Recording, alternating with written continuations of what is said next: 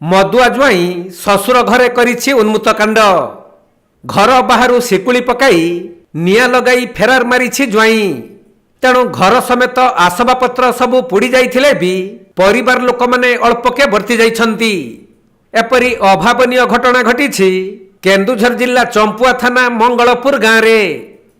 काली काली जुआईटा आम तीन जन आके घर जुआई हिसाब रे रखी थी तो सीए काली सबुदिन ये करे जे ये नहीं कर बोली काली जोर सोर माति थी तो माति करी आसिक सीए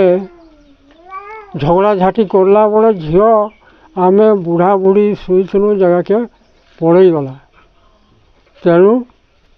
आ सीए एमती करी पूरा ताके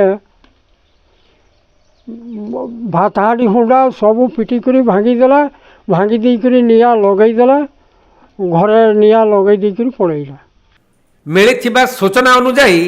मंगलपुर गाँव शिव नायक तांको सान झील को केन्दुझर शंकरापसी गाँव अंकुर षडंगी को विवाह देइथिले।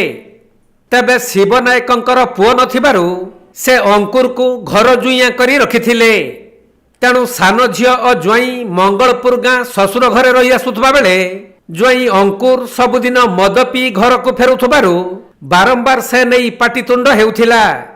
आउ गतकाली राति रे ज्वाई अंकुर मद पी आसी घरे पाटितुंड करी सुई जाइथिला। तेणु तांको स्त्री 2.5 वर्षर झील और सासु ससुर अन्य एक घरे शुईथिले।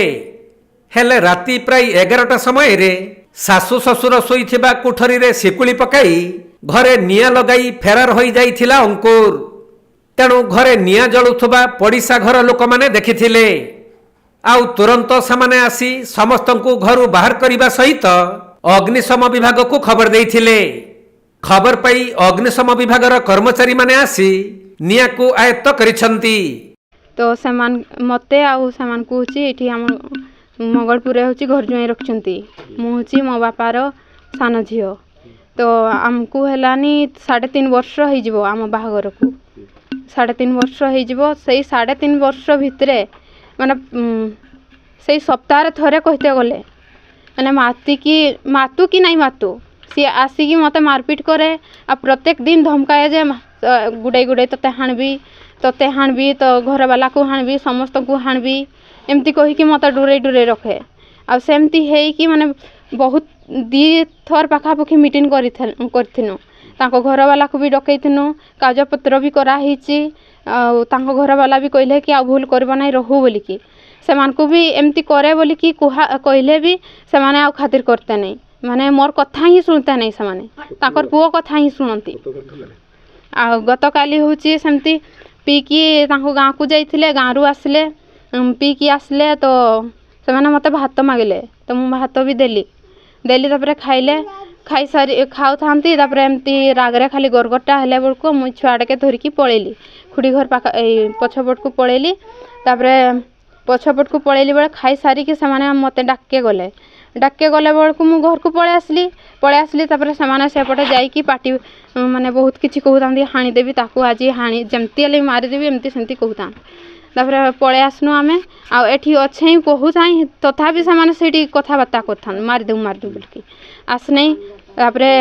मुई बाबा एमती पाटितुंड करमेई पिटिपुटा करमेई बोलिकी मुई सेठी जोठी मो बापा मा सुंती सेठी खाई पी की मु सुइली तापर से काई जेति नै जे के जानी आसनै आसला परे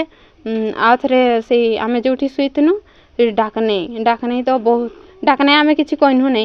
तापर बो कहला कि थकी जाइछि तो सुई पड़ला थाउ एठी सुई थाउ